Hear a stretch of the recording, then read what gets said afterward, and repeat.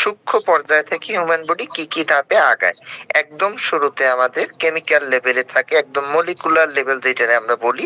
এতে বিভিন্ন অ্যাটম থাকে, carbon die oxide, hydrogen, nitrogen এবং বিভিন্ন মলিকুল বলতে এখানে পানি মানে water, protein, carbohydrate, lipid, DNA, RNA এগুলো নিয়ে গঠিত হয় আমাদের কেমিক্যাল লেভেল। কেমিক্যাল লেভেলের পর যেটা আমাদের প্রধান, কেমিক্যাল লেভেল তো থাকবেই, এরপর আমাদের প্রধান যেটা সেলুলার পার্ট। যে কোনো অর্গান বা যে কোনো কিছু তৈরি হইতে এতে সেল দরকার। সেল হইছে একটা অর্গান যেটার একদম সূক্ষ্ম পর্যায়ে সেল নিয়ে গঠিত। কোষ, সেল মানে হইছে কোষ। এই জায়গায় কোষ কাকে বলে লেখা আছে, বেসিক স্ট্রাকচারাল এবং functional unit of the body. ঠিক আছে, কোষ হইছে একদম সূক্ষ্ম উপাদান। কোষের আগে আমাদের বিভিন্ন কেমিক্যাল আছে, কিন্তু কেমিক্যালটা আমরা ওইভাবে বলি না। ঠিক আছে, আমরা কোষটাই ধরি একদম basic structural and functional unit. সেলের ভিতর বিভিন্ন সেল আমাদের বডিতে আছে, যেমন আমাদের ব্রেন বা স্নায়ুতন্ত্র এতে আছে নার্ভাস সেল। তারপর মাসেল, মাংসপেশিতে আছে মাসেল সেল। ব্লাড বা রক্তে আছে blood cell, RBC, WBC, platelet এগুলো। এপিথেলিয়াল সেল মানে আবরণী কলা। সেল নিয়ে আমি একটু পরে আবার বিস্তারিত একটু কথা বলবো। আপাতত আমাদের ফার্স্ট লেভেল গেল কেমিক্যাল লেভেল, 2 নম্বরে সেলুলার লেভেল, 3 নম্বরে আমরা আসি টিস্যু লেভেল। টিস্যু কি জিনিস? এই যে সেল বললাম আমরা বা সেলুলার লেভেল, কোষ, অনেকগুলো কোষ মিলিয়ে আবার একটা টিস্যু গঠিত হয়। যেমন একটু আগে আমরা বলছি কি নার্ভ সেল, স্নায়ুর যে কোষগুলো, এই স্নায়ুর কোষগুলো অনেকগুলো কোষ, মানে এই কোষের নাম হয়েছে নিউরন। ঠিক আছে, স্নায়ুতে যে কোষ থাকে এর নাম হয়েছে নিউরন। এরকম অনেকগুলা নিউরন মিলে তৈরি করছে আমাদের নার্ভাস টিস্যু। ঠিক আছে, নার্ভাস টিস্যু কলা তৈরি করছে। ঠিক আছে, তাহলে টিস্যু লেভেলে থাকে এই যে অনেকগুলা সেল একত্রিত হয়ে একটা নির্দিষ্ট কাজ করে, এটারই আমরা বলতেছি কলা। কলা আবার 4 প্রকার আমাদের, epithelial tissue, connective tissue, muscle tissue, nervous tissue. এটা নিয়েও আমি একটু পরে ডিটেলস কথা বলতেছি। আপাতত লেভেল গুলা জাস্ট বোঝেন। প্রথমেই হয়েছে বিভিন্ন কেমিক্যালের পরে আসে আমাদের কোষ, অনেকগুলো কোষ মিলে তৈরি হয় একটা কলা। কলার পরের লেভেল হচ্ছে অর্গান লেভেল। ঠিক আছে, এক একটা কলায় আমাদের একটা অর্গান থাকতে পারে, অনেকগুলো অর্গান থাকতে পারে। যেহেতু আমরা একটু আগে বলছি কি স্নায়ু তন্ত্র বা স্নায়ু কলার কথা, তাহলে স্নায়ু কলা আমাদের মস্তিষ্কের ভিতর মেইন অর্গান হচ্ছে দুইটা, একটা হচ্ছে ব্রেইন আর একটা হচ্ছে স্পাইনাল কর্ড। এরকম প্রত্যেকটা আলাদা আলাদা অর্গান তৈরি করে এক একটা কলায়। ঠিক আছে, এই জায়গায় এক্সাম্পল দেওয়া আছে, যেমন ব্রেইন একটা, হার্ট একটা, লাংস একটা, লিভার, কিডনি এরকম। তাইলে আমাদের কলার পর হইলো অর্গান, অর্গানের পর হইছে স্পেসিফিক এক একটা অর্গান মিলে তন্ত্র গঠিত করে, যেমন আমাদের স্নায়ু তন্ত্র, তারপর কার্ডিওভাস্কুলার সিস্টেম। ঠিক আছে, রক্ত সংবহন তন্ত্র, স্কিনের ইন্টুগুমেন্টারি সিস্টেম, স্কেলেটাল, এরকম আমাদের অনেকগুলো সিস্টেম আছে। এই জায়গায় মেজর সিস্টেম আমরা 11টা বলি, এই জায়গায় লেখা আছে 11টা। প্রথমেই আসেন ইন্টুগুমেন্টারি মানে স্কিন। স্কিনের মেইন কাজ এই যে ঘাম হয়ে বের হয়ে যায় আমাদের। ঠিক আছে, প্লাস প্রোটেকশন দেয় স্কিন, কিন্তু আমাদের টোটাল বডির প্রোটেকশন দেয় হইছে স্কিন, এটারে আমরা বলি ইন্টুগুমেন্টারি সিস্টেম। 2 নম্বরে আছে স্কেলেটাল সিস্টেম। স্কেলেটাল কথার মানে কি? স্কেলেটাল মানে আমাদের যে বোনস, হাড্ডি গুড্ডি যা আছে সব হইছে স্কেলেটাল সিস্টেমের পার্ট। ঠিক আছে, কঙ্কাল তন্ত্র, যার বাংলা দ্বারায় কঙ্কাল তন্ত্র। ঠিক আছে, স্কেলেটাল সিস্টেম মানে হচ্ছে কঙ্কাল তন্ত্র, আমরা হাঁটি চলি, প্লাস আমাদের দেহের যে গঠন হয় টোটালটাই হচ্ছে স্কেলেটাল সিস্টেমের উপর। 3 নম্বরে আছে মাসকুলার সিস্টেম, আমাদের ইম্পর্টেন্ট আর একটা মাসকুলার আছে মাসেল থেকে। মাসেল মানে হচ্ছে মাংসপেশি। ঠিক আছে, মাংসপেশি, তাহলে মাসকুলার সিস্টেম মানে হচ্ছে মাংসপেশি সংক্রান্ত তন্ত্র যেটা, সেটারই বলি আমরা মাসকুলার সিস্টেম। ঠিক আছে, তারপর হইছে নার্ভাস সিস্টেম, যেটার কথা আমি বলতেছিলাম স্নায়ুতন্ত্র। ঠিক আছে, ব্রেন মস্তিষ্ক যেটা নিয়ে গঠিত, নার্ভাস সিস্টেম। তারপর এন্ডোক্রাইন সিস্টেম হচ্ছে হরমোন সংক্রান্ত যে তন্ত্রে আলোচনা করা হয় সেটাকে বলা হয় এন্ডোক্রাইন সিস্টেম। তারপর কার্ডিওভাস্কুলার সিস্টেম মানে হচ্ছে রক্ত সংবহন তন্ত্র, হার্ট এবং রক্তের যে ভেসেল গুলো আছে এগুলো হচ্ছে কার্ডিওভাস্কুলার সিস্টেমের পার্ট। তারপর লিম্ফেটিক অথবা ইমিউন সিস্টেম, ইমিউনই আমরা বলি, লিম্ফেটিকের তুলনায় ইমিউন বলাটা ভালো হয়েছে। লিম্ফেটিক মানে হচ্ছে লসিকা, এটাও রক্তের যে ভেসেল গুলো রক্ত নালীর মতোই, বাট এগুলো রক্ত নালী না, এগুলোর ভিতর থাকে পানি জাস্ট। ঠিক আছে, লিম্ফেটিক, কিন্তু লিম্ফেটিকের তুলনায় ইমিউন বলা ভালো, কারণ ইমিউন সিস্টেম মানে হচ্ছে আমাদের রোগ প্রতিরোধ সংক্রান্ত যেই তন্ত্র, এটাকেই বলা হয় আমাদের ইমিউন সিস্টেম। এই ইমিউন সিস্টেমের পার্টি হচ্ছে লিম্ফেটিক আর কি। ঠিক আছে, এজন্য অনেকে বলে যে এটাও লিম্ফেটিক সিস্টেম বলে, কিন্তু মেইন হচ্ছে এটা ইমিউন সিস্টেম। ঠিক আছে, ইমিউন সিস্টেম হচ্ছে রোগ প্রতিরোধ ক্ষমতা দেয় আমাদের। তারপর রেসপিরেটরি সিস্টেম মানে হচ্ছে লাংস, মানে শ্বাস প্রশ্বাস সংক্রান্ত যে তন্ত্র, একে আমরা বলি রেসপিরেটরি সিস্টেম। 9 নম্বরে ডাইজেস্টিভ মানে হচ্ছে পরিপাক তন্ত্র, ঠিক আছে।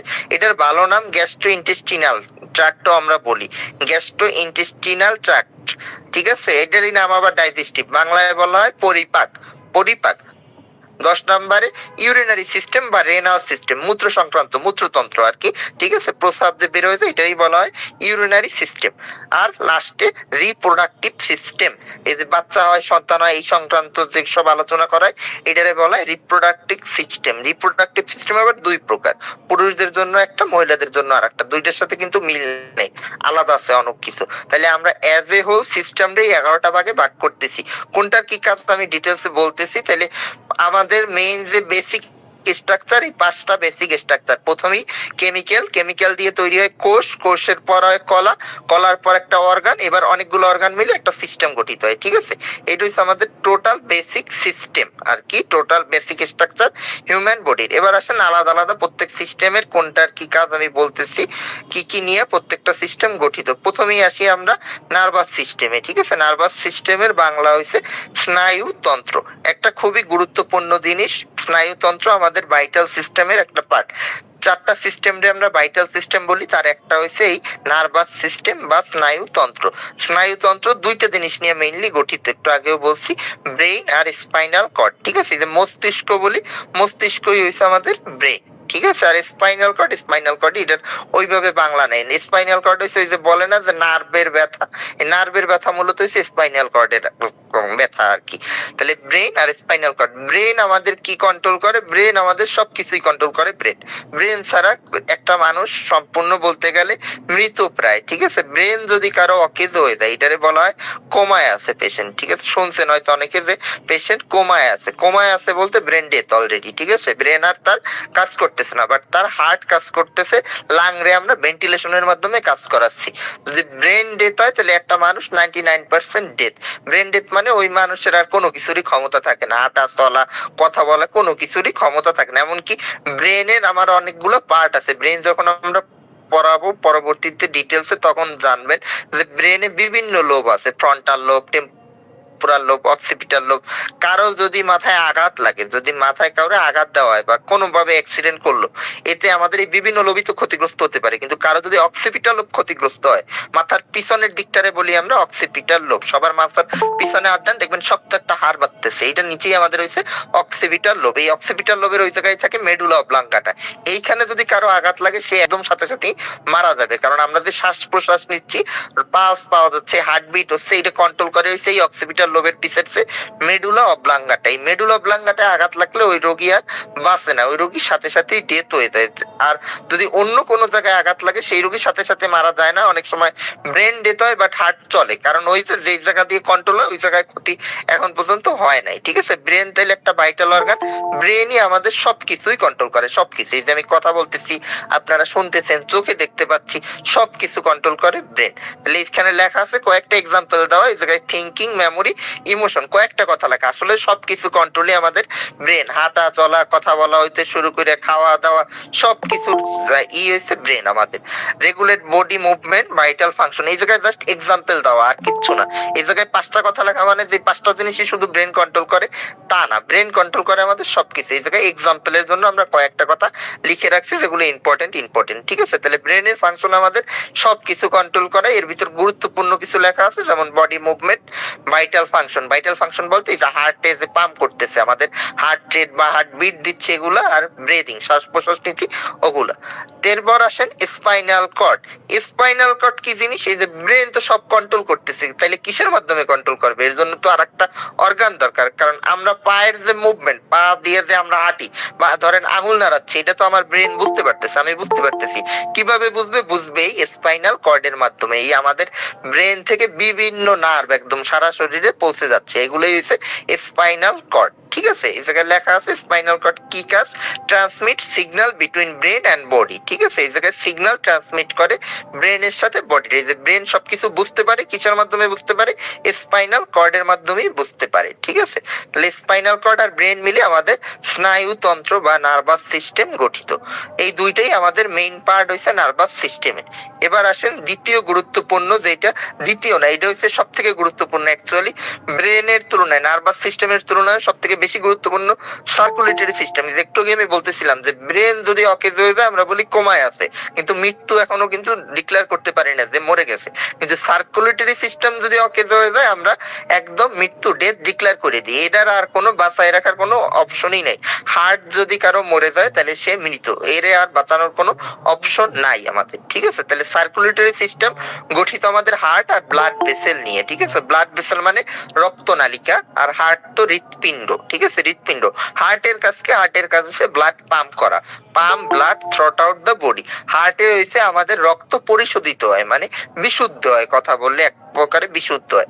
আমাদের যে বিভিন্ন হাত পায়ের রক্ত এগুলো বেইনের মাধ্যমে সব হার্টে পৌঁছায়, হার্টে পৌঁছে লাঙে যায়, লাঙে মানে ফুসফুসে যায়, ফুসফুসে যায় এই জায়গায় এক্সচেঞ্জ হয়। ঠিক আছে, অক্সিজেন কার্বন ডাই অক্সাইডের এক্সচেঞ্জ হয়ে আবার হার্টে ফেরত আসে, হার্ট আবার এটার শরীরে বিভিন্ন অঙ্গে পাঠাই দেয়। তাহলে হার্ট এসে পাম্প যদি করা বন্ধ করে দেয় একটা মানুষ আর বাঁচবে না। ঠিক আছে, তাহলে হার্টের কাজ হচ্ছে ব্লাড পাম্প করে ব্লাড বিশুদ্ধ করা, সহজ বাংলায়।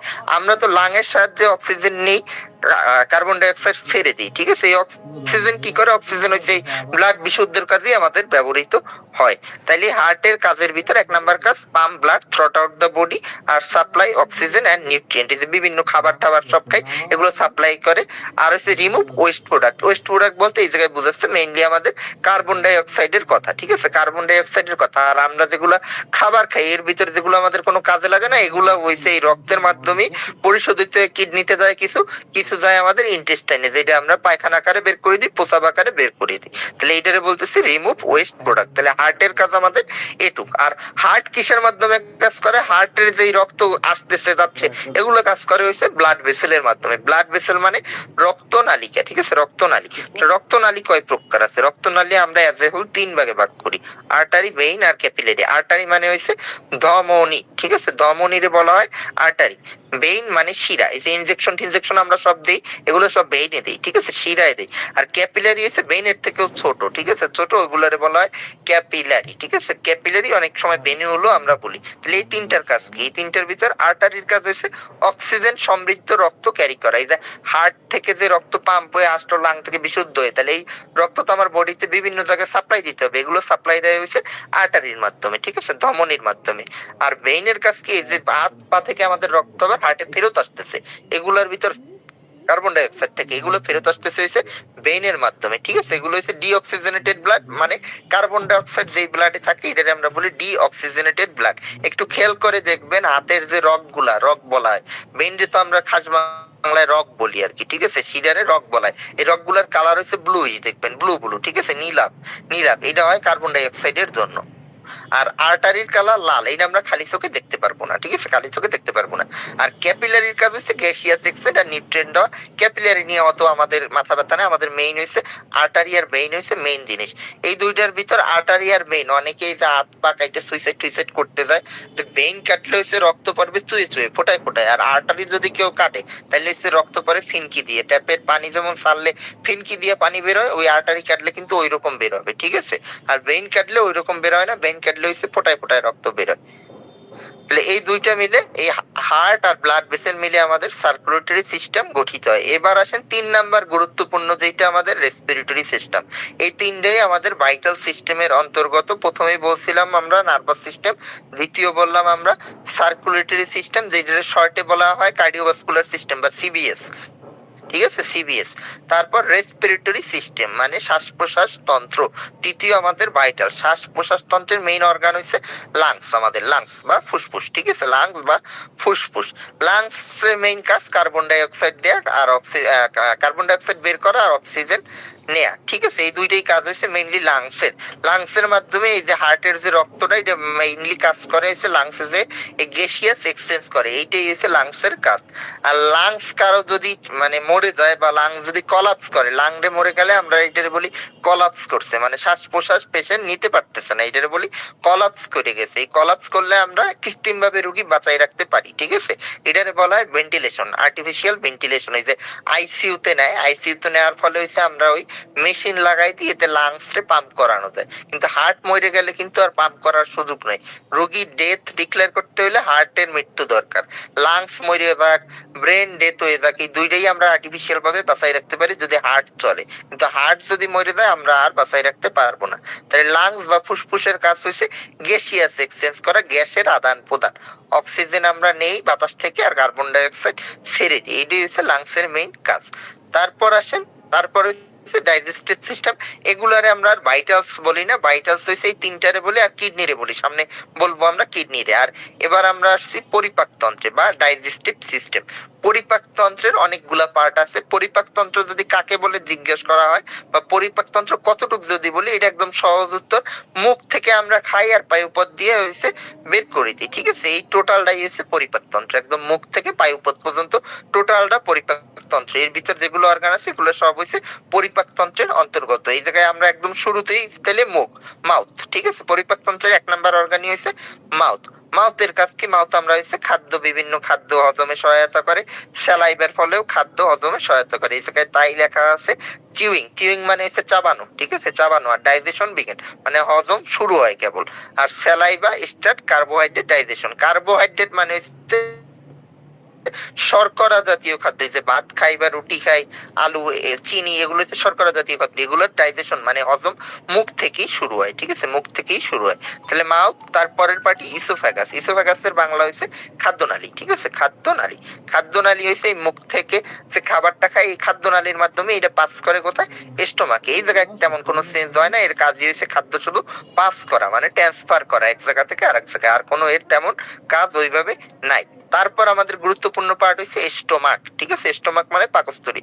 পাকস্থলীর কাজ কি? পাকস্থলীতে হচ্ছে প্রোটিন জাতীয় যেসব খাদ্য খাই আমরা, মাছ, মাংস, দুধ, ডিম, এগুলো হচ্ছে প্রোটিন জাতীয় খাদ্য। এই প্রোটিন জাতীয় খাদ্য হজমে সহায়তা করে আমাদের পাকস্থলী বা স্টোমাক। আর একটা কাজ করে, এই হচ্ছে খাদ্য জমা রাখতে পারে, ঠিক আছে। যে আমরা বলি না খিদা লাগলে বুঝতে পারি, আবার পেট ভরা থাকলে বুঝতে পারি, এটা হচ্ছে পাকস্থলীর জন্য। পাকস্থলীর সবার নির্দিষ্ট একটা ক্যাপাসিটি আছে, ওই ক্যাপাসিটি অনুযায়ী এলে খেলি পাকস্থলী ভরে যায় বা খালি হয়ে যায়। তাহলে এই জায়গায় কাজ হয়েছে খাদ্য জমা রাখা, ঠিক আছে, খাদ্য জমা রাখা, প্রোটিনের সহায়তা করা, প্রোটিন হজম করতে সহায়তা করে। আর পাকস্থলীর ভিতরে আমাদের অ্যাসিড থাকে, এই অ্যাসিড গুলো হয়েছে ব্যাকটেরিয়া কিল করতে সহায়তা করে। অনেক খাদ্যের মধ্যে কিন্তু ব্যাকটেরিয়া থাকে, যেমন বাইরে দিয়ে যারা খায় বা খাওয়া তো সবারই হয় টুকটাক, এই বাইরের খাবার কিন্তু সব সময় যে খুব ভালো হবে তা না, এর ভিতর ব্যাকটেরিয়া ভাইরাস থাকতে পারে। এগুলো নষ্ট করে হয়েছে পাকস্থলীর HCl মানে অ্যাসিড, ঠিক আছে, অ্যাসিড দিয়েই নষ্ট হয়ে যায়। এবার আসেন, পাকস্থলীর পর এই খাবারটা যায় স্মল ইন্টেস্টাইনে, স্মল ইন্টেস্টাইন হয়ে যায় লার্জ ইন্টেস্টাইন। স্মল ইন্টেস্টাইন হয়েছে ক্ষুদ্রান্ত, এর বাংলা হয়েছে ক্ষুদ্রান্ত। আর লার্জ ইন্টেস্টাইন হয়েছে বৃহদান্ত্র, ঠিক আছে, বৃহদান্ত। স্মল ইন্টেস্টাইনের কাজ হচ্ছে এই জায়গায় খাদ্যের পুরোপুরি হজম, যেগুলো বাকি থাকে সেগুলো সব হজম হয়েছে স্মল ইন্টেস্টাইনে হয়ে যায়। আর যেগুলো আমাদের দরকারি, এই যে হজমের পর তো যেটুকু দরকারি এটুকু হচ্ছে রক্তে পাঠাই দেয়, আর যেগুলো দরকারি নেই এগুলো সব ঠেলে লার্জ ইন্টেস্টাইন বা বৃহদান্ত্রে পাঠাই দেয়। এগুলারে হচ্ছে নারী বুড়ি বলা হয়, একদম খাস বাংলায় যদি বলে নারী বুড়ি, ঠিক আছে, নারী বুড়িরই স্মল ইন্টেস্টাইন, লার্জ ইন্টেস্টাইন আমরা বলি। আর ভালো বাংলা হচ্ছে ক্ষুদ্রান্ত, বৃহদান্ত্র। লার্জ ইন্টেস্টাইনের কাছে এই জায়গায় কিছুই হয় না, এই জায়গায় হয়েছে এই যে যেগুলো কাজে লাগে না, কি বললাম, সেগুলো পাঠাই দেয়। কাজে লাগে না এগুলো কিসের মাধ্যমে বের হয়ে যায়? পায়খানা আকারে বের হয়ে যায়, ফিসিসের মাধ্যমে বের হয়ে যায়, ঠিক আছে। এগুলো হচ্ছে লার্জ ইন্টেস্টাইনে থাকে। আর এই জায়গায় পানির অ্যাবজর্পশন হয়, মানে পানির যে হজম এইটা হয় এই জায়গায়, অন্য কোথাও হয় না। এই পানির হজম হয় হয়েছে এই জায়গায়। পানিও কিন্তু হজম হয়, ঠিক আছে, পানির ভিতরেও কিন্তু গুরুত্বপূর্ণ উপাদান আছে। যা পানি খাই সবই কিন্তু একদম প্রসাব আকারে বের হয়ে যায় না, যেটুকু আমাদের লাগে সেটুকু কিন্তু এই এই জায়গা থেকে এইটার হজম হয়, ঠিক আছে, অ্যাবজর্ব করে। তাহলে এই হয়েছে আমাদের লার্জ ইন্টেস্টাইন। এইটুকু হয়েছে অ্যাবসোলুট আমাদের ডাইজেস্টিভ সিস্টেম। এই জায়গায় লিভারও ডাইজেস্টিভ সিস্টেমের একটা পার্ট, বাট লিভারে আমরা আলাদা করে আবার হেপাটোবিলিয়ারি সিস্টেমও অনেকে বলি, ঠিক আছে, হেপাটোবিলিয়ারি সিস্টেমও বলি। ডাইজেস্টিভ সিস্টেমের ভিতরে ধরা যায়, বাট এটা আলাদা করে হেপাটোবিলিয়ারি সিস্টেমও বলা হয়, এটা বলাই ভালো আর কি। লিভার মানে কি? যকৃত আর কি, ঠিক আছে, লিভার মানে হচ্ছে যকৃত। লিভারের কাজ কি? আমাদের লিভারের কাজ হচ্ছে ডিটক্সিফিকেশন, বিভিন্ন কিছু ডিটক্সিফাই করা হয়েছে। ডিটক্সিফিকেশন মানে হচ্ছে বিশুদ্ধ করা আর কি, ঠিক আছে, বিশুদ্ধ করা হয়েছে লিভারের কাজ। লিভারের হয়েছে কি যকৃৎ, কলিজা যেটারে বলা হয়। আর এরা হয়েছে খাদ্য হজমে সহায়তা করে, চর্বি জাতীয় খাদ্য হজমে। কারণ এই লিভারে মানে যকৃতে হয়েছে পিত্তথলি থাকে, গল ব্লাডার থাকে, ঠিক আছে। এই গল ব্লাডার থেকে বাইল আসে, এই বাইল হচ্ছে আমাদের চর্বি জাতীয় খাদ্য হজমে সহায়তা করে। এই জায়গায় লেখা আছে দেখেন, প্রডিউস বাইল, বাইল পিত্তরস, বাইল মানে হচ্ছে পিত্তরস। এই পিত্তরস হচ্ছে চর্বি জাতীয় খাদ্য হজমে সহায়তা করে। আর এই লিভারে হচ্ছে গ্লাইকোজেন স্টোর হয়ে থাকে। গ্লাইকোজেন কি জিনিস এবার তাই আসেন। গ্লাইকোজেন হচ্ছে আমরা যে খাবার দাবার খাই, সে খাবার দাবারের মেইন উপাদান হচ্ছে তো গ্লুকোজ। আমাদের আলটিমেট হচ্ছে এনার্জি যোগায় গ্লুকোজ। আমরা যে কাজ টাজ করি শক্তি লাগবে, শক্তি মানে হচ্ছে গ্লুকোজ। এবার যদি প্রয়োজনের বেশি তুলনায় আমরা খাবার খাই, এই শক্তিগুলো তো আমাদের কাজে লাগে না, তাহলে এগুলো তো জমা রাখতে হবে। এইগুলোই গ্লাইকোজেন হিসেবে লিভারই জমা থাকে, ঠিক আছে। গ্লাইকোজেন হিসেবে লিভারে জমা থাকে, এই জন্য বলছে স্টোর গ্লাইকোজেন। এই যে অনেক সময় সামনে রোজা আসতেছে, রোজার সময় তো অনেক বড় একটা ফাস্টিং, রোজা রাখতে 8 থেকে 10 ঘন্টা, তাহলে এই সময় তো আমরা কাজ বাজ করি, তাহলে এই শক্তি আসে কোথা থেকে? এই শক্তি আসে এই লিভারের গ্লাইকোজেন থেকে, ঠিক আছে। জমা থাকে ওই জায়গা থেকে আমরা শক্তি খরচ করি, আবার পরবর্তীতে ওই জায়গায় জমা হয়, ঠিক আছে। যদি ওই রকম জমা না থাকতো তাহলে কিন্তু আমরা কাজ বাজ করতে পারতাম না, তাইলে আমরা খাবার যদি না খাইতাম 8 ঘন্টা, তাইলে একদম নেতায় পড়ে থাকতো, আর কিচ্ছু করতে পারতো না, হাঁটতে চলতে কিচ্ছু করতে পারতো না, ঠিক আছে। এজন্য যা খাবার দাবার খাই এর একটা অংশ হচ্ছে গ্লাইকোজেন, যেটা অতিরিক্ত থাকে এটা গ্লাইকোজেন হিসেবে লিভারে সঞ্চিত থাকে। এই লিভার থেকে পরবর্তীতে যখন আমাদের আবার দরকার হয় তখন লিভার থেকে আসবে। লিভারের কাজ হচ্ছে এইটা। লিভারের পর গল ব্লাডার, গল ব্লাডার আমি অলরেডি বলে ফেলছি। গল ব্লাডার মানে হচ্ছে পিত্তথলি, এটা লিভারের সাথেই লাগানো থাকে। এর কাজ হচ্ছে বাইল মানে ওই যে পিত্ত রস জমা রাখা, ঠিক আছে, পিত্ত রস জমা রাখা। তারপর হচ্ছে প্যানক্রিয়াস, প্যানক্রিয়াস হচ্ছে আগ্নাশয়, ঠিক আছে, আগ্নাশয়। প্যানক্রিয়াস থেকে কি হয়? প্যানক্রিয়াস থেকে আমাদের গুরুত্বপূর্ণ কিছু হরমোন রিলিজ হয়, ঠিক আছে। হরমোন প্লাস ডাইজেস্টিভ এনজাইম, যে চর্বি জাতীয় খাদ্য হজমে সহায়তা করার জন্য প্যানক্রিয়াস থেকেও কিছু ডাইজেস্টিভ এনজাইম আমাদের রিলিজ হয়। এগুলো লাইপেজ আছে, অ্যামাইলেজ আছে, এগুলো হচ্ছে প্যানক্রিয়াস থেকে আস্তে আস্তে রিলিজ হয়। এর ফলে আমাদের চর্বি জাতীয় খাদ্য ঠিক মতো হজম হয়। আর প্যানক্রিয়াসের কিছু হরমোন সিক্রেট করে যেগুলো আমাদের খুবই গুরুত্বপূর্ণ। এই যে ডায়াবেটিস হয় ইনসুলিনের অভাবে, এই ইনসুলিনের অভাবে যাদের হচ্ছে প্যানক্রিয়াসের ইনসুলিন ঠিক মতো সিক্রেট হয় না। এই ইনসুলিন আসে প্যানক্রিয়াসের বিটা সেল থেকে, ঠিক আছে। এরকম অনেকগুলো হরমোন আছে আমাদের, ইনসুলিন, গ্লুকাগন, সোমাটোস্ট্যাটিন, এই হরমোন গুলো সব হইছে প্যানক্রিয়াস থেকে রিলিজ হয়। তাহলে যার প্যানক্রিয়াসের সমস্যা তার এই সব ঠিক মতো রিলিজ হবে না। তাহলে এই গেল আমাদের আগ্নাশয় বা প্যানক্রিয়াস, ঠিক আছে, প্যানক্রিয়াস বা আগ্নাশয়। এগুলো সব জিআইটির পার্ট। আবার যদি আলাদা করি তাহলে লিভার আর গল ব্লাডার হেপাটোবিলিয়ারি অর্গানও আমরা বলতে পারি, হেপাটোবিলিয়ারি অর্গান।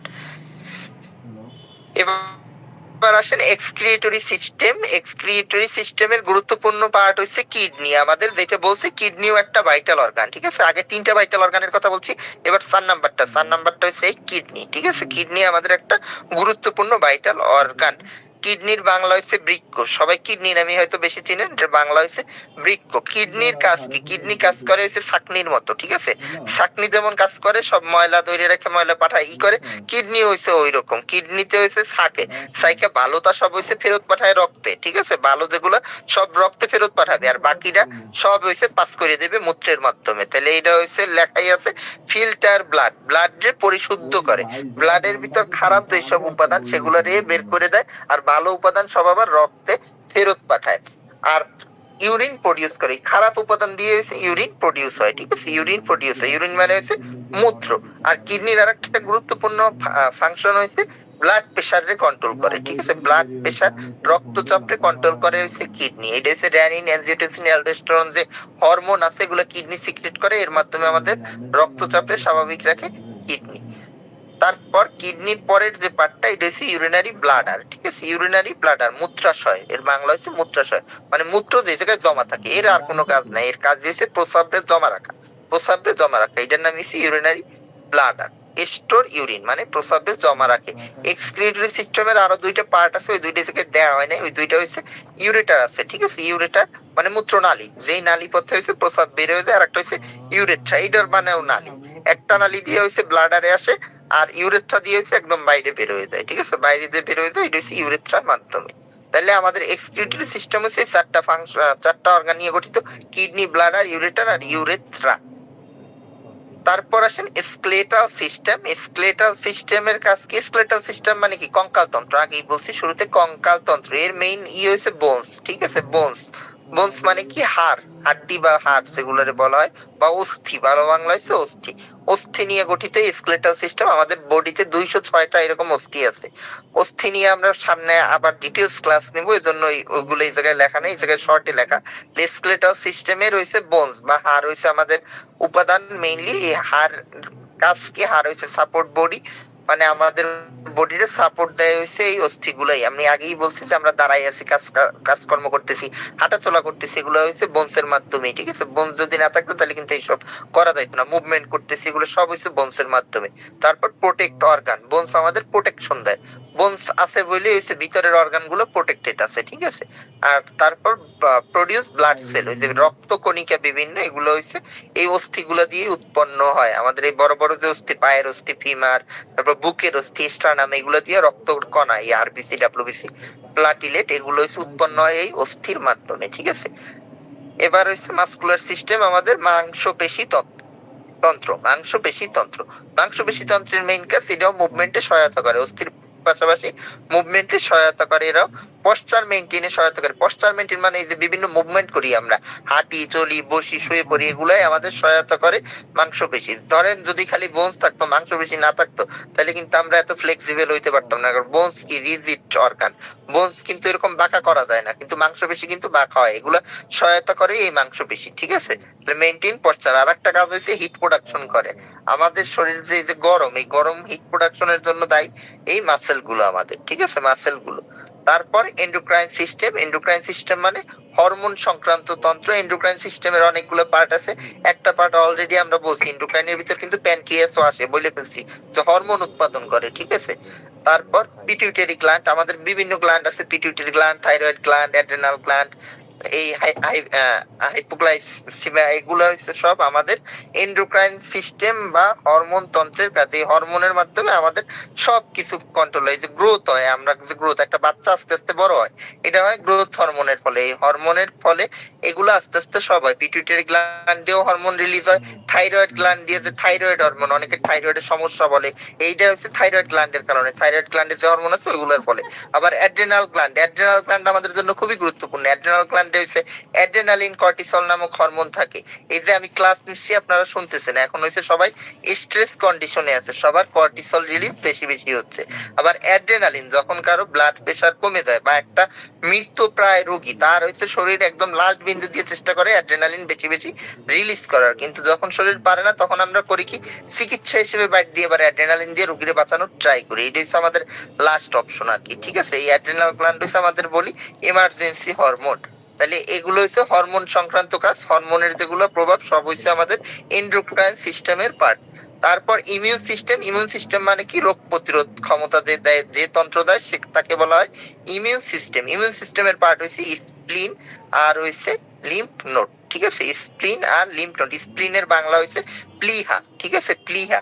এই প্লিহা কিন্তু আর একটা মারাত্মক অর্গান। প্লিহা যদি কারো ক্ষতিগ্রস্ত হয়, প্লিহা থাকে আমাদের পেটের বাম দিকে। ঠিক আছে, বাম দিকে, পেটের বাম দিকে থাকে।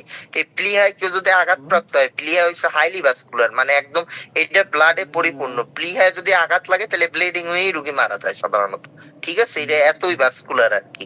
তাহলে প্লিহা আর হচ্ছে লিম্ফ নোড, লসিকা, এরা হচ্ছে আমাদের রোগ প্রতিরোধ ক্ষমতা দেয়। তারপর আমাদের স্পেশাল কিছু সেন্স অর্গান আছে, যেমন চোখ, নাক, কান, গলা, এগুলারে বলা হয় আমাদের সেন্স অর্গান। যেমন আই, চোখ, চোখের কাজ কি, দেখা, ভিশন। ইয়ার, শোনা।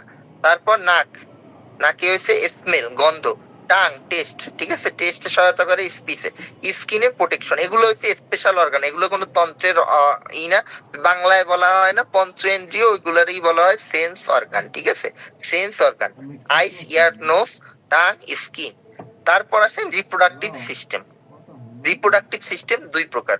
ঠিক আছে, জননতন্ত্র। রিপ্রোডাক্টিভ সিস্টেম মানে হচ্ছে জননতন্ত্র। এইটা কিন্তু পুরুষ আর মহিলা ভেদে আলাদা, মেল আর ফিমেলদের আলাদা। মেলদের ক্ষেত্রে হয়েছে পেনিস, টেস্টিস, পোস্টেট। ঠিক আছে, পোস্টেট, এগুলো হচ্ছে মেইলের। আর ফিমেলদের ক্ষেত্রে ওভারি, ইউটেরাস, ব্রেস্ট, ভ্যাজাইনা, এগুলো হচ্ছে ফিমেলদের ক্ষেত্রে আমরা বলে থাকি। তাহলে মেল আর ফিমেলদের আলাদা।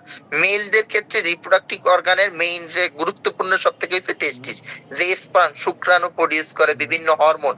পুরুষদের জন্য যে হরমোন টেস্টোস্টেরন, এগুলো হচ্ছে টেস্টিস বা অন্ডকোষ দিয়ে প্রডিউস হয়, ঠিক আছে, বের হয়। আর ফিমেলদের ক্ষেত্রে সব থেকে গুরুত্বপূর্ণ হয়েছে ইউটেরাস আর ওভারি, ঠিক আছে। ইউটেরাসের সাথেই হয়েছে ওভারি, দুই পাশে দুইটা লাগানো থাকে, একটা ইউটেরাসের মধ্যে হয়েছে দুইটা ওভারি থাকে। এই ইউটেরাস আর ওভারি হয়েছে ফিমেলদের জন্য। ফিমেলদের যেসব হরমোন, এস্ট্রোজেন, প্রোজেস্টেরন, তারপর ফিমেলদের যে এগ প্রডিউস ওভা, এগুলো সব হয়েছে ওভারি থেকে আসে। আর ব্রেস্টের কাজ মিল্ক প্রোডাকশন, এটা মেয়েদের জন্য। ছেলেদের জন্য কিন্তু ব্রেস্ট কোনো রিপ্রোডাক্টিভ ফাংশন না, এটা মেয়েদের জন্য। মেল ফিমেলদের আলাদা। এই হইলো আমাদের প্রত্যেকটা সিস্টেমের আলাদা আলাদা ফাংশন। আমি এতক্ষণ আপনাদের বললাম যে কোন সিস্টেমে কি কি ফাংশন, কি কি নর্মাল ফাংশন, এদের কাজ। এবার আসেন প্রত্যেক সিস্টেমের কিছু কয়েকটা গুরুত্বপূর্ণ রোগের নাম বলে দিচ্ছি। রোগ এগুলো আমরা আস্তে আস্তে সামনে সব পড়বো। তাও আমরা আজকে কিছু গুরুত্বপূর্ণ রোগ যেগুলো প্রত্যেকটা সিস্টেমের, এগুলো সম্পর্কে একটু বলি। প্রথমেই নার্ভাস সিস্টেম। নার্ভাস সিস্টেমের গুরুত্বপূর্ণ কয়েকটা রোগের ভিতর আমরা এক নাম্বারই বলি, সব থেকে কমন একটা মাইগ্রেন, ঠিক আছে। মাইগ্রেন হেডেক বা মাইগ্রেন হেডেক তো সিমটম, লক্ষণ। মাইগ্রেন হচ্ছে রোগের নাম, ঠিক আছে, মাথা ব্যথা আর কি। মাইগ্রেন। এপিলেপসি, এপিলেপসি হচ্ছে খিঁচুনি, ঠিক আছে, খিঁচুনি। স্ট্রোক, স্ট্রোক আর একটা হচ্ছে কমন রোগ। স্ট্রোক করছে যে এই স্ট্রোক হচ্ছে ব্রেনে। স্ট্রোক নিয়ে আপনাদের মাঝে হয়তো মিসকনসেপশন আছে, অনেকে মনে করে হার্ট অ্যাটাকেও স্ট্রোক। স্ট্রোক অলওয়েজ হয় ব্রেনে, ঠিক আছে। স্ট্রোক কিন্তু হার্টে হইতে পারবে না, স্ট্রোক হবে ব্রেনে। স্ট্রোক সাধারণত দুই প্রকার। স্ট্রোকের ব্রেনে যে হবে, ব্রেনে একটা হইতে পারে রক্ত চলাচল বন্ধ হয়ে গেছে, চর্বি জমে রক্ত চলাচল বন্ধ হয়ে গেছে, এটারে বলা হয় ইসকেমিক স্ট্রোক। আর একটা স্ট্রোক হইতে পারে রক্তনালী, ব্রেনের যে রক্তনালী ওগুলো ছিঁড়ে গেছে, এগুলোরে বলা হয় হেমোরেজিক স্ট্রোক। তাহলে স্ট্রোক অলওয়েজ ব্রেন, ব্রেন ছাড়া অন্য কোথাও স্ট্রোক হয় না, ঠিক আছে। আর বুকে যেটা হয়, হার্টে যেটা হয়, একটু পরে আছে কার্ডিওভাস্কুলার সিস্টেম, এটারে আমরা বলি হার্ট অ্যাটাক, ঠিক আছে। হার্ট অ্যাটাক এটা হচ্ছে হৃৎপিণ্ডে হবে, হৃৎপিণ্ডের দ্বারা বলি হার্ট অ্যাটাক। আর মাথায় যেটা হয় এটারে বলি স্ট্রোক। তাহলে নার্ভাস সিস্টেমের সব থেকে কমন হয়েছে এই তিনটা। আরো রোগের নাম এদিকে লেখা আছে, এগুলো অত কমন না। Parkinson disease, Alzheimer disease, peripheral neuropathy অত কমন না। কমন হয়েছে আমাদের মাইগ্রেন, এপিলেপসি, স্ট্রোক। তারপর কার্ডিওভাস্কুলার সিস্টেম মানে হার্ট সংক্রান্ত প্লাস রক্ত সংক্রান্ত কমন কি কি? সব থেকে কমন কি? হাইপারটেনশন, উচ্চ রক্তচাপ। এক নাম্বারই যদি বলি উচ্চ রক্তচাপ। তারপর দুই নাম্বারে আমাদের ইসকেমিক হার্ট ডিজিজ, যেগুলো এই যে হার্ট অ্যাটাকের কথা বলছি ওইটার নামই এমআই, ঠিক আছে। হার্ট অ্যাটাকের ভালো নামই এমআই, মায়োকার্ডিয়াল ইনফাকশন। এটাও খুব কমন, ঠিক আছে, খুব কমন। তারপর হার্ট ফেইলর, এটাও common. Heart failure, heart failure আর হার্ট অ্যাটাক দুইটা আবার আলাদা জিনিস। হার্ট অ্যাটাক মানে কি? হার্ট অ্যাটাক মানে হার্টের যে রক্তনালী আছে ওই জায়গায় চর্বি জমে বন্ধ হয়ে গেছে, ফলে হার্টের টিস্যুর পতন শুরু হয়েছে, এটারে বলি আমরা হার্ট অ্যাটাক। আর হার্ট ফেইলর মানে কি? হার্ট ফেইলর মানে হার্ট পাম্প করতে করতে করতে করতে আর করতে পারতেছে না, পাম্প করা থামাই দিছে, এটারে বলি আমরা হার্ট ফেইলর। দুইটা কিন্তু আলাদা, ঠিক আছে, এটা একটু মনে রাখবেন যে হার্ট অ্যাটাক মানে হার্টের রক্ত চলাচল বন্ধ হয়ে হার্টের টিস্যুর পতন শুরু হয়ে গেছে, এটা বলি আমরা হার্ট অ্যাটাক। আর হার্ট ফেইলর মানে হার্ট যে পাম্প করা নরমাল কাজ, সেই পাম্প করা বন্ধ করে দিচ্ছে, এই পাম্প করা বন্ধ করারই বলি আমরা হার্ট ফেইলর। এ বাদে আর অ্যারিথমিয়া হইতে পারে। অ্যারিথমিয়া মানে বুক ধরপড় করে, ঠিক আছে, বুক ধরপড় করে, এটার ভালো নামই অ্যারিথমিয়া। আর অ্যাথেরোস্ক্লেরোসিস, অ্যাথেরোস্ক্লেরোসিস দিয়ে এমআই হয়। অ্যাথেরোস্ক্লেরোসিস মানে ওই যে চর্বি জমা কেবল শুরু হয়েছে, যে হার্ট ব্লক যেটারে আমরা বলি, এটার ভালো নামই অ্যাথেরোস্ক্লেরোসিস। এইগুলি রোগগুলো আমাদের কার্ডিওভাস্কুলার বা সিবিএস এর কমন রোগ। এরপর রেসপিরেটরি সিস্টেম, লাং বা ফুসফুসের কমন রোগ কি? ফুসফুসের সব থেকে কমন রোগ হচ্ছে হাঁপানি বা অ্যাজমা, ঠিক আছে, ব্রঙ্কিয়াল অ্যাজমা বলি আমরা। এটা হচ্ছে সব থেকে কমন রোগ হচ্ছে এই ব্রঙ্কিয়াল অ্যাজমা। তারপর ক্রনিক ব্রঙ্কাইটিস, ক্রনিক ব্রঙ্কাইটিসও কমন। ক্রনিক ব্রঙ্কাইটিস এর আরেকটা নামই সিওপিডি, এই যে নিচেই দেয়া আছে সিওপিডি, দুইটা এক জিনিস। যারা সিগারেট খায় তাদের শ্বাসকষ্ট হয়, এটারই বলে সিওপিডি আর কি, ঠিক আছে। দীর্ঘদিন সিগারেট খাওয়ার ফলে যে শ্বাসকষ্ট হয় এটাই হচ্ছে সিওপিডি। আর অ্যাজমার সাথে সিওপিডি সম্পর্ক নাই, সিগারেট স্মোকিং এর। অ্যাজমা যে কারো হইতে পারে, বাচ্চাদেরও হইতে পারে, ঠিক আছে। এটা জেনেটিক প্রিডিসপোজের কারণে হইতে পারে, অ্যালার্জি জনিত কারণে হইতে পারে, সিজন চেঞ্জের কারণে, এই যে সিজনাল শীতকালে হইতে পারে। তারপরের রোগ নিউমোনিয়া, আমাদের আরেকটা কমন, বাচ্চা বড় সবার হয়, ঠিক আছে, নিউমোনিয়া, লাংসে ইনফেকশন আর কি। তারপর টিবি বা যক্ষা, এটাও হচ্ছে আমাদের খুবই কমন রোগ রেসপিরেটরি সিস্টেমের। এইগুলো হচ্ছে আমাদের রেসপিরেটরি সিস্টেমের কমন কিছু রোগ। তারপর ডাইজেস্টিভ সিস্টেমের আমাদের কমন কিছু রোগ। গ্যাস্ট্রাইটিস অত কমন না, পেপটিক আলসার ডিজিজ এটা কমন, ঠিক আছে। পেপটিক আলসার ডিজিজ, গ্যাস্ট্রাইটিস বলতে বোঝাচ্ছে গ্যাস্ট্রিকের সমস্যা যেটা, এইটারই গ্যাস্ট্রাইটিস। পেপটিক আলসার ডিজিজ এটা হচ্ছে আমাদের সব থেকে কমন রোগ ডাইজেস্টিভ সিস্টেমের, ঠিক আছে। তারপর যার আছে গ্যাস্ট্রোএন্টারাইটিস, গ্যাস্ট্রোএন্টারাইটিস মানে ডায়রিয়া, ঠিক আছে। ডায়রিয়ার আরেকটা নামই গ্যাস্ট্রোএন্টারাইটিস, গ্যাস্ট্রোএন্টারাইটিস বা ডায়রিয়া। জার্ড হয়েছে ওই গ্যাস্ট্রিকের সমস্যা, নর্মাল ওইটারই বলা হয় জার্ড। তারপর হেপাটাইটিস মানে হচ্ছে আমাদের ওই হেপাটোবিলিয়ারি বা লিভারে ইনফেকশনই বলি আমরা হেপাটাইটিসের আর একটা নামই জন্ডিস, আপনারা জন্ডিস নামে বেশি পরিচিত। জন্ডিস একটা সিমটম, ওইটার রোগের নামই হয়েছে হেপাটাইটিস। আর লিভারে অনেক সময় চর্বি জমে, ফ্যাটি লিভার ডিজিজ, এইটাও কমন। তারপর এন্ডোক্রাইন সিস্টেম, হরমোন জনিত আর কি, হরমোন জনিত কমন কিছু ডিজিজের ভিতর সবার আগে ডায়াবেটিস, ঠিক আছে, ডায়াবেটিস খুবই কমন রোগ, ডায়াবেটিস মেলাইটাস। তারপর থাইরয়েডের সমস্যা, হাইপোথাইরয়েডিজম, হাইপার থাইরয়েডিজম, আর একটা হচ্ছে কুশিং সিনড্রোম, কর্টিসলের সমস্যা। এইগুলো হচ্ছে আমাদের হরমোন জনিত কমন কিছু রোগের নাম। তারপর রেনাল সিস্টেমের কমন রোগ হয়েছে প্রস্রাবে ইনফেকশন, ঠিক আছে, বা মূত্রথলিতে ইনফেকশন, এটারে বলা হয় ইউরিনারি ট্র্যাক্ট ইনফেকশন। তারপর কিডনির ডিজিজ যদি অল্প দিনের হয় এটারে বলা হয় অ্যাকিউট কিডনি ইনজুরি, আর যাদের মারাত্মক অনেক দিন বছরের পর বছর এগুলোদের বলা হয় ক্রনিক কিডনি ডিজিজ বা সিকেডি। আর পাথর হইতে পারে কিডনিতে, এটারে বলা হয় রেনাল স্টোন। এগুলো হচ্ছে আমাদের কিডনির কমন কিছু রোগ। তারপর স্কেলেটাল সিস্টেম মানে বোনসের কমন কিছু রোগ, এটাও খুবই কমন বর্তমানে। বোনসের রোগের ভিতর বর্তমানে কমন হয়েছে আর্থ্রাইটিস, ঠিক আছে, জয়েন্ট ইনফেকশন। আর্থ্রাইটিস বিভিন্ন প্রকার হয়, অস্টিওআর্থ্রাইটিস, রিউমাটয়েড আর্থ্রাইটিস, এগুলো হচ্ছে কমন। অস্টিওআর্থ্রাইটিস হয় বড় বড় জয়েন্টে, রিউমাটয়েড আর্থ্রাইটিস হয় ছোট ছোট জয়েন্টে, ঠিক আছে। তারপর অস্টিওপোরোসিস একটা নির্দিষ্ট বয়সের পর, সাধারণত 50-এর পর অস্টিওপোরোসিসটা ডেভেলপ করে, মেয়েদের ক্ষেত্রে বেশি। আর ফ্র্যাকচার হইছে ভাঙা, যে কোনো অ্যাক্সিডেন্টের ফলে ভাঙা গেছে, এটারে বলা হয় ফ্র্যাকচার। আর রিকেটস এটা বাচ্চাদের হয়। তারপর আসেন মাসকুলার সিস্টেমের রোগগুলা অত কমন না, এতক্ষণ যা বলছি সব খুবই কমন রোগ, এগুলো আপনারা নামও হয়তো অনেকে অনেক কিছু শুনছেন, তো মাসকুলার সিস্টেমের রোগগুলো অত কমন না, এগুলো অত সচরাচর দেখা যায় না। কিছু দেখা যায়, যেমন আমরা মাসেল স্ট্রেইন এটা দেখতে পাই, কিন্তু বাকিগুলো কোনোটাই ওইরকম ভাবে দেখা যায় না। মায়ালজিয়া মানে মাংসপেশিতে ব্যথা, ঠিক আছে, যে কোনো কারণে মাংসপেশিতে ব্যথা হইলে এটারে বলি আমরা মায়ালজিয়া। আর মাসেল স্ট্রেইন কারে বলি, মাসেল স্ট্রেইন হচ্ছে আঘাত লাগছে কোনো কিছুতে, এর ফলে যে ব্যথা হয়েছে এটারে বলি আমরা মাসেল স্ট্রেইন। ওই জায়গায় দেখবেন কালো হয়ে থাকে, ঠিক আছে, কালো হয়ে থাকে, রক্ত জমা হয়ে থাকে নিচে, এইটাই হচ্ছে মাসেল স্ট্রেইন। মাসকুলার ডিস্ট্রফি কি জিনিস? মাসকুলার ডিস্ট্রফি হচ্ছে অনেক দিন না খাওয়া থাকলে, ঠিক আছে, অনেক দিন না খাওয়া থাকলে আস্তে আস্তে আস্তে আস্তে মাসেলের ক্ষয় হয়, এটাই হচ্ছে মাসকুলার ডিস্ট্রফি। আর মায়োসাইটিস হচ্ছে ইনফেকশন, যদি মাংসপেশিতে ইনফেকশন হয় তারে আমরা বলি মায়োসাইটিস। ইমিউন সিস্টেমের যে রোগ প্রতিরোধ ক্ষমতা সংক্রান্ত যেসব আমাদের রোগ, এর ভিতরে সব থেকে কমন রোগ এইডস, ঠিক আছে, এইডস যার কোনো চিকিৎসা নাই, আমরা তার সিমটোমেটিক ট্রিটমেন্ট দিয়ে ছাড়া কিন্তু এর কোনো চিকিৎসা ওইভাবে নাই। আর এসএলই আরে এইটা এই ভিতর আমরা পড়বো না, এটা আলাদা, ঠিক আছে, এই জায়গায় সব থেকে কমন হয়েছে এইডস। তারপর আসেন ব্লাড এর কিছু রোগ, হেমাটোলজিক্যাল ব্লাড বা সার্কুলেটরি সিস্টেমের, এই জায়গায় সব থেকে কমন রক্ত শূন্যতা বা অ্যানিমিয়া। আর ক্যান্সার হইতে পারে লিউকেমিয়া, ঠিক আছে, লিউকেমিয়া ব্লাড ক্যান্সার আর কি, লিউকেমিয়া, এই দুইটা কমন মোটামুটি। ব্লাড ক্যান্সার সব বয়সী হইতে পারে, কিন্তু বাচ্চাদের হওয়ার সম্ভাবনা বেশি, ঠিক আছে। অ্যাপ্লাস্টিক অ্যানিমিয়াও হইতে পারে, অ্যাপ্লাস্টিক অ্যানিমিয়াও blood cancer one type of.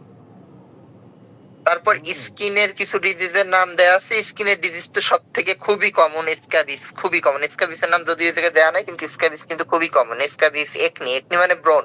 তারপর এক্সিমা, এই যে চুলকানি হয়, এক্সিমা, সোরিয়াসিস, এগুলো হচ্ছে আমাদের স্কিনের কমন। তারপর ফাঙ্গাল ইনফেকশন, ওই যে দাউত, ঠিক আছে, দাঁত বা দাউত বলি আমরা, রিং ওয়ার্ম ইনফেকশন, এগুলো হচ্ছে স্কিনের ডিজিজ।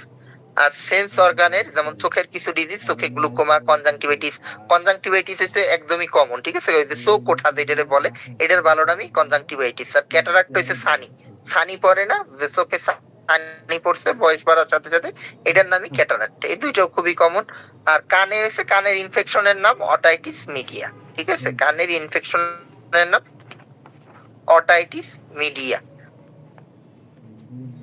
তারপর রিপ্রোডাক্টিভ সিস্টেম এর কিছু রোগের নাম, এর ক্ষেত্রে মেলদের ক্ষেত্রে পোস্টাইটিস হইতে পারে, বিনাইন প্রোস্টেটিক হাইপারপ্লাসিয়া, বয়স্ক পুরুষদের যেটা হয় প্রস্রাব করতে সমস্যা, এই রোগের নামই হয়েছে বিনাইন প্রোস্টেটিক হাইপারপ্লাসিয়া, বিপিএস বা বিইপি নামে আমরা ডাকি, ঠিক আছে, বিপিএস বা বিইপি। ইরেকটাইল ডিসফাংশন হইতে পারে মেলদের ক্ষেত্রে। আর ফিমেলদের ক্ষেত্রে কমন হয়েছে মিনস্ট্রুয়াল ডিসঅর্ডার, যেগুলো আছে আমাদের বিভিন্ন কিছু, ওগুলো যখন পড়াবো তখন বলবো, এখন দরকার নেই, আপনাদের কঠিন লাগবে। আর পিসিওএস মানে সিস্ট, মেলদের আর মেলদের ক্ষেত্রে আলাদা আলাদা। আর মেন্টাল কিছু আলাদা ডিসঅর্ডার আছে, সাইকোলজিক্যাল, যেগুলো আমরা বলি depression, anxiety, bipolar disorder, schizophrenia হচ্ছে সব থেকে খারাপ। এগুলো হচ্ছে সহজ বাংলায় পাগল, যেগুলো আমরা বলি পাগল। তো আসলে খারাপ ওয়ার্ড, ওইভাবে বলা ঠিক না। মেন্টাল হেলথ সংক্রান্ত যেসব ডিজিজ, বিভিন্ন কিছু, ডিপ্রেশন হইতে পারে। ডিপ্রেশন মানে হতাশাগ্রস্ত, তো ঠিক আছে, এটারে বলি আমরা ডিপ্রেসিভ ডিসঅর্ডার। অ্যাংজাইটি মানে ভীত, ঠিক আছে, যে কোনো কারণে ভীত, হয়তো কালকে পরীক্ষা তাই আজকে অ্যাংজাইটিতে ভুগতেছে, অ্যাংজাইটি ডিসঅর্ডার। বাইপোলার ডিসঅর্ডার মানে, এর বাইপোলার মানে দুইটা পোল আছে, বাই মানে তো দুইটা। বাইপোলার মানে কখনো সে ডিপ্রেশন, হতাশাগ্রস্ত, কখনো সে ওভার অ্যাক্টিভ, একদম সুইসাইডাল চলে যায়। যারা সুইসাইড করে তার আপনাদের কোনো কোশ্চেন আছে কিনা, যা পড়াইছি বুঝতে পারছেন কিনা? আমি তো অনেক কিছুই বলছি, আপনারা কতদূর বুঝতে পারছেন এবার তাই বলেন। কারো কোনো সমস্যা থাকলে বা না বুঝতে পারলে জিজ্ঞেস করতে পারেন।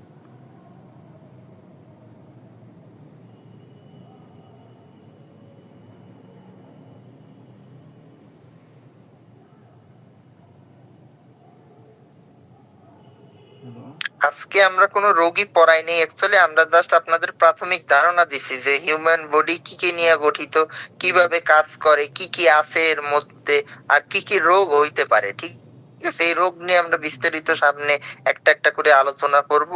এবার আমি যা বলছি এর ভিতরে আপনাদের কোনো কোশ্চেন থাকলে করতে জি পারেন স্যার। আমাকে। আসসালামু আলাইকুম ওয়া রাহমাতুল্লাহ। শুভ সপ্তাহ। একজন একজন করেন, একজন একজন করেন কোশ্চেন, আমি সবার কোশ্চেনই শুনবো, বলেন। জি স্যার, আমি আইরিন সুলতানা। বলেন। আমাদের স্যার অনেকগুলা বিষয় তো একসাথে বলছেন, আমরা নতুন এবং জেনারেল থেকে আসছি, তো এখানে রেকর্ডটা কি থাকবে স্যার? জি আচ্ছা স্যার, তাহলে সমস্যা হবে না। আচ্ছা ঠিক আছে স্যার।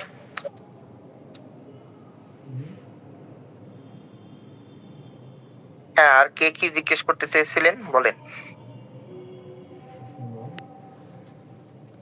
আর একটু বিষয়গুলো যখন স্যার বলেন, তখন আমরা তো অনেকেই নতুন আছি, তখন এক একটা বিষয় দুইবার তিনবার বললে আমাদের কেস করা সহজ হয়।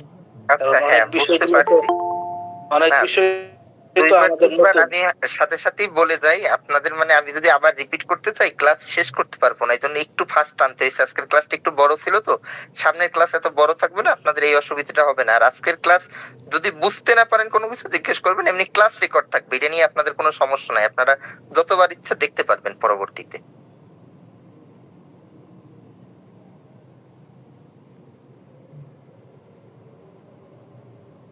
আজকে একটু টপিকস বেশি ছিল, তো এই জন্য একটু তাড়াতাড়ি বলতে হয়েছে। সামনে এত বড় টপিকস হয়তো থাকবে না, সিঙ্গেল সিঙ্গেল টপিকস পড়াবো, তো তখন সমস্যা হবে না।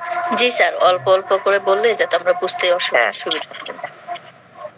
স্যার আমার একটা প্রশ্ন ছিল। হ্যাঁ বলেন।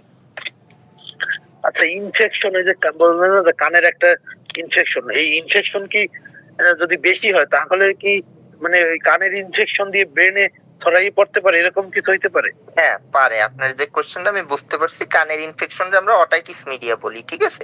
অটাইটিস মিডিয়া তো ডিটেলস বলিনি। অটাইটিস মিডিয়া আসলে দুই প্রকার, ঠিক আছে, অ্যাকিউট আর ক্রনিক। যারা ক্রনিক, অনেক দিন ধরে কানের ইনফেকশন, ট্রিটমেন্ট সঠিকভাবে না করে, তাদের এই ইনফেকশনটা ছড়াইতে পারে, এমনকি রক্তেও ছড়াতে পারে, ব্রেনেও ছড়াতে পারে, আলটিমেটলি হিয়ারিং লস পর্যন্ত হয়ে যেতে পারে, মানে কানে শুনতে পাবে না, এরকম পর্যন্ত হইতে পারে, ঠিক আছে। আর এই ইনফেকশন দিয়ে ব্রেনের ইনফেকশনও হতে পারে, ম্যানিনজাইটিসও হতে পারে। না, তাহলে ব্রেনে যদি ইনফেকশন হয় তাহলে তো সে মারা যাইতে পারে, মানে এই ব্রেনে ইনফেকশন হইলেই মারা যাবে ব্যাপারটা তা না। আমরা যদি ট্রিটমেন্ট করতে পারি বা অবস্থা কি দেখতে পারি, যদি ভালো অবস্থা হয়, ট্রিটমেন্ট ঠিকভাবে করায়, সে ঠিকও হয়ে যাইতে পারে। আর যদি অবহেলা করে, ঠিক মতো ট্রিটমেন্ট না করে, তাহলে সে মারাও যাইতে পারে। হ্যাঁ, মারা যাইতে পারে।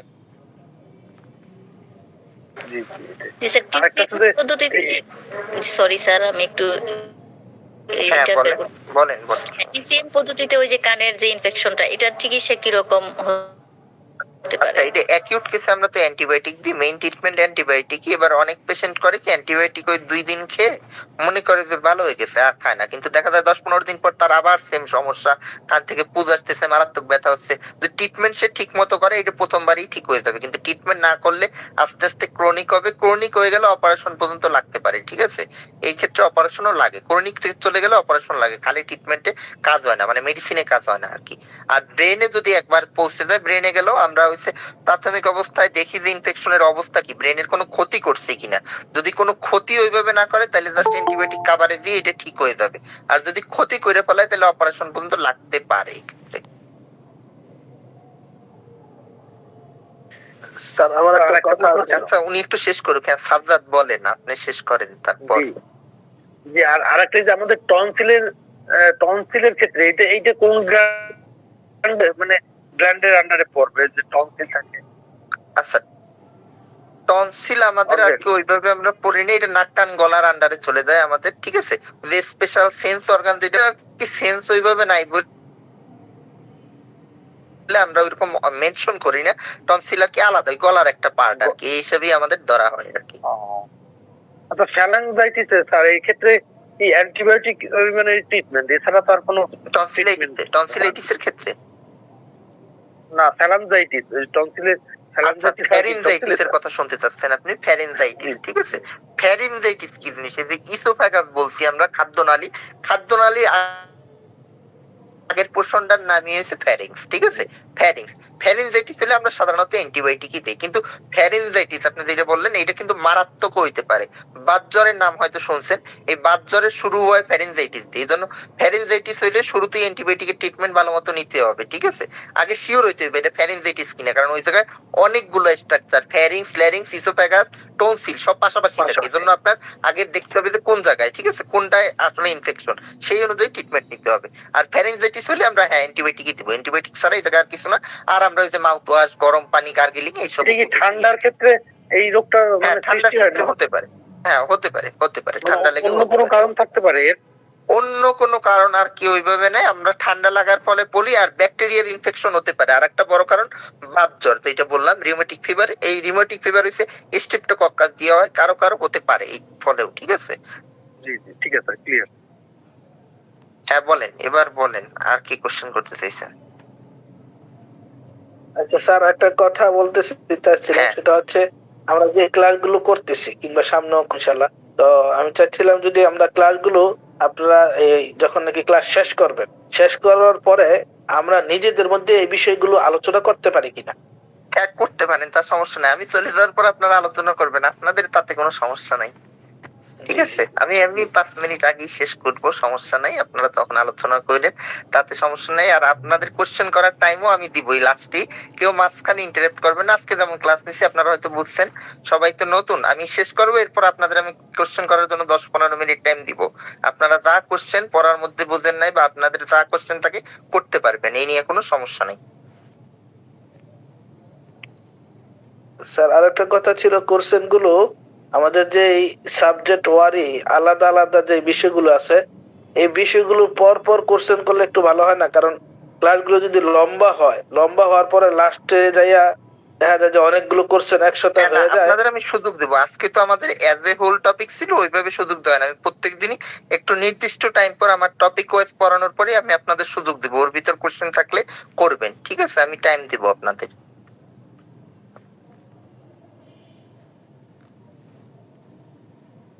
আর কারো কিছু জানার?